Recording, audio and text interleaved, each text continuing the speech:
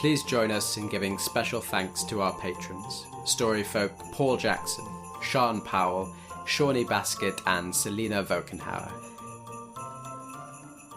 You're listening to Lore and Legend, the Christmas specials.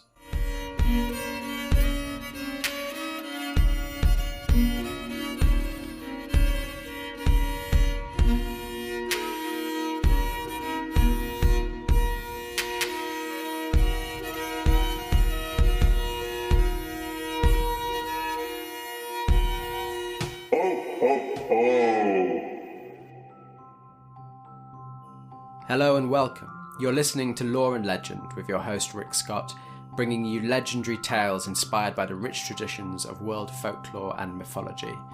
If you enjoy the episode today, consider joining Paul, Sean, Shawnee and Selena as patrons, and help us to pay for the music, the audio effects, the art and technology we use to enhance our telling of these wonderful stories. If you go to our website at www.loreandlegend.co.uk and click Support Us, then you can find out how. You're listening to part 2 of the 2021 Christmas special. This episode is called The Eagle and the Wren.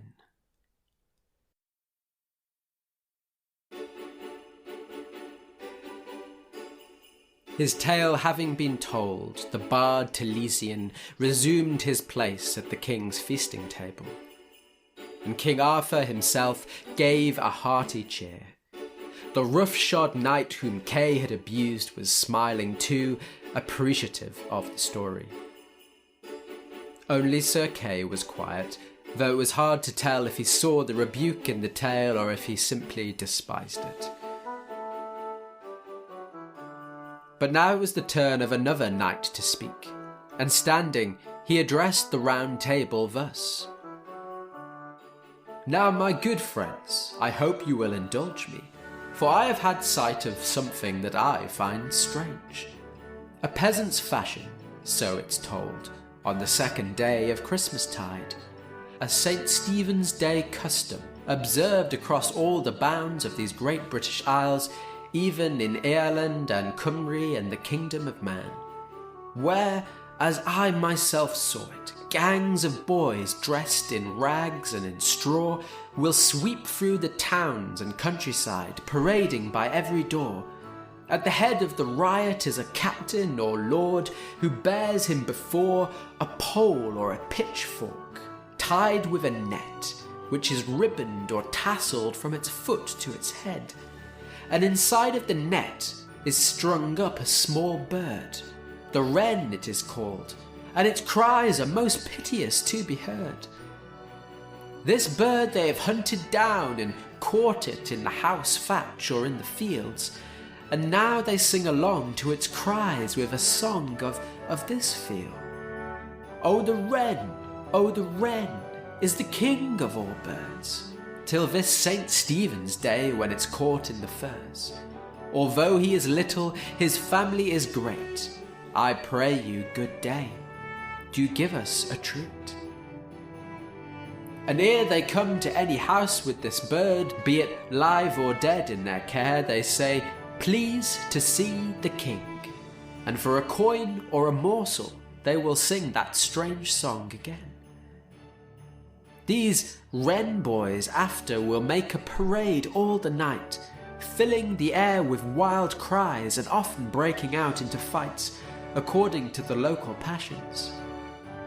The hunt of the wren, or the Wren Day, I hear they call it, and most desirous am I to know whence comes it. For what reason do the wren boys hunt the wren? How splendid, said King Arthur with just a hint of a smile. This question is worthy of a tale from the wise, and thanks be to God, we have gathered here tonight the most learned and most travelled that there is in all the land. So surely this question must be within their ken. Who here will tell us why the wren boys do hunt the wren? And the first to speak up was the truth-telling parrot, the bard of all birds, who first sang in Eden when God made the world, and whom Arthur had won at a tournament in Christmas times past. The parrot cried, "It is a tale that is ancient amongst my kind, for as I have heard, on the 5th day of creation, God called a conference of the birds."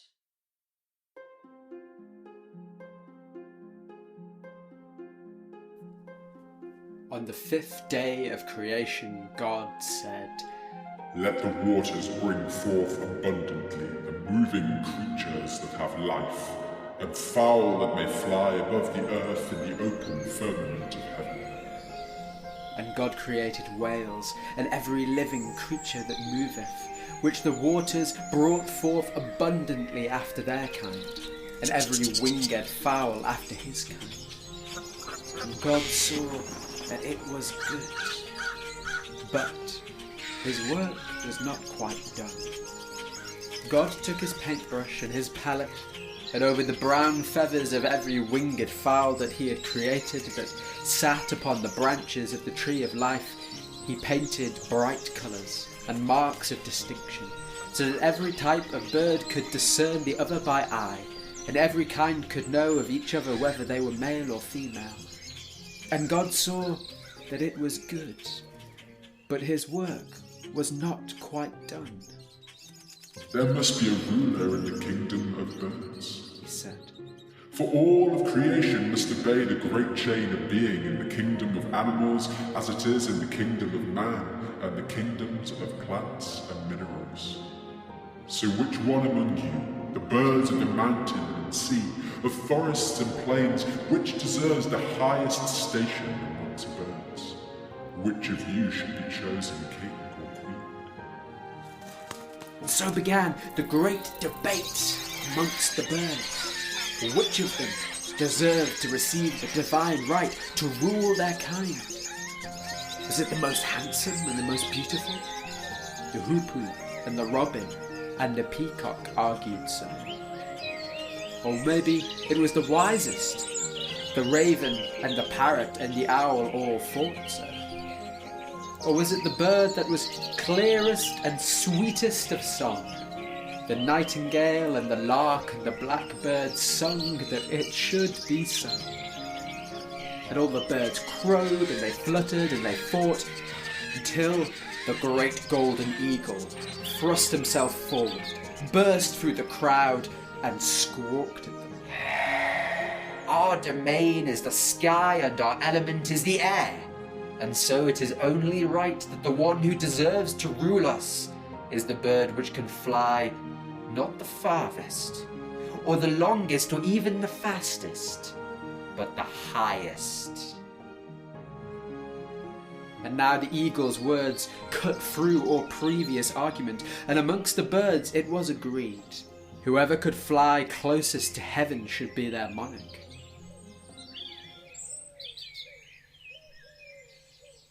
And so each bird took their place on their branch of the tree of life, and one by one they stretched out their wings and leapt out into the air.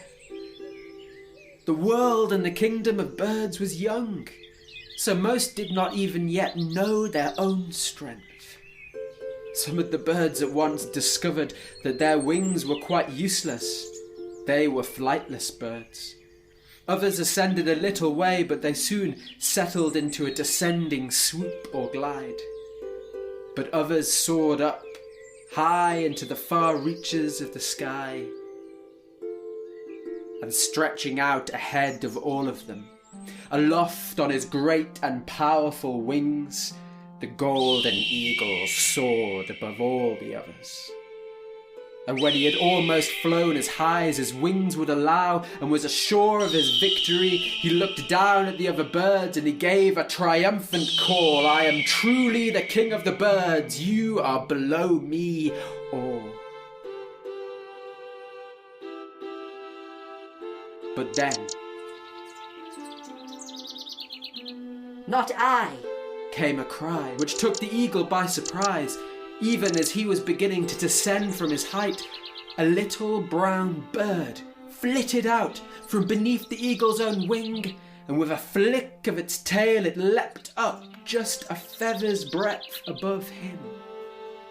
The Wren is the highest. I am your king. And from that great height and in a great rage the eagle descended, and behind him the little brown bird which had hidden itself beneath his own wing. The small birds were all celebrating. The birds of prey were all outraged, and the eagle turned in fury as soon as they touched down. How dare you think to declare yourself king? You flew higher only by catching on to my tail feathers, a dirty piece of trickery. But the unassuming bird was unashamed. Great eagle, said the Wren, if you might seek to win the title of ruler by your great size and strength and power, well, why might I not seek it by cunning and sleight of wing? It is but another way. But if you would demand another challenge, then by all means name it. And the larger birds all debated amongst themselves. And then they said to the wren and to the other small birds, we are agreed. Whoever can fly the highest and swoop the lowest should be king. And so on the branches of the great tree the birds again took their place. And they leapt forward and swooped low, each gracefully and elegantly gliding as close as they dared to the ground, the green and the brown earth rushing by a mere feather's breadth beneath their bellies. And the wren was not the swiftest, nor would they have flown the farthest, and yet their eyes were the sharpest. For as they swooped low down close to the earth, they spied the entrance of a mouse's burrow which was open at both ends. And they flitted in through one side and out through the other, so that they swooped lower than all of the other birds that day. And the wren did sing for joy as they proclaimed their victory for all to hear. But the eagle and the other prey birds, filled with wrath, they surrounded the wren and they loomed over him menacingly, proclaiming that they would never bow down before a weakling and a trickster, demanding that they surrender the title of king. But the wren was stubborn, and they leapt back into the mouse's hole. And the eagle crowed, and he began to proclaim to all that it was he who was king. And God blessed the creatures, saying, Be fruitful and multiply, and fill the waters in the seas, and let the fowl multiply in the sky and on the earth. And there was evening, and there was morning, and the conclusion of the 5th day.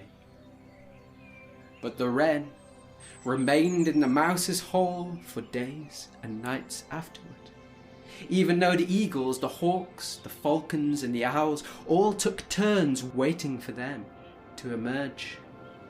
And until one night the owl was guarding the hole, watching with its great luminous yellow eyes for any movement from the wren. But then the first ray of sunlight shone out over the horizon, and momentarily the owl was blinded.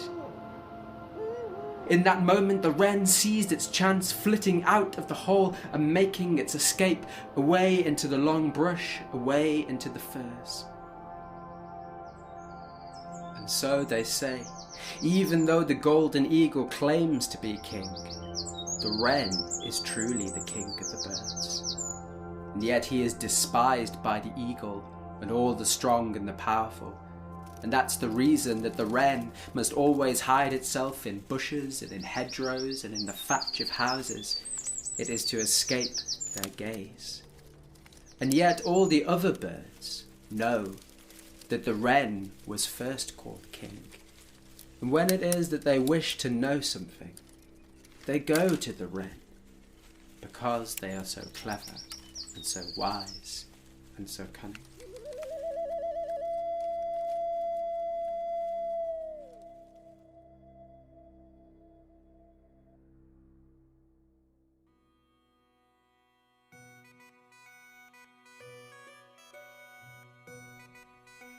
You've been listening to the Lore and Legend Christmas Specials, Part 2, The Eagle and the Wren. Your storyteller today was Rick Scott.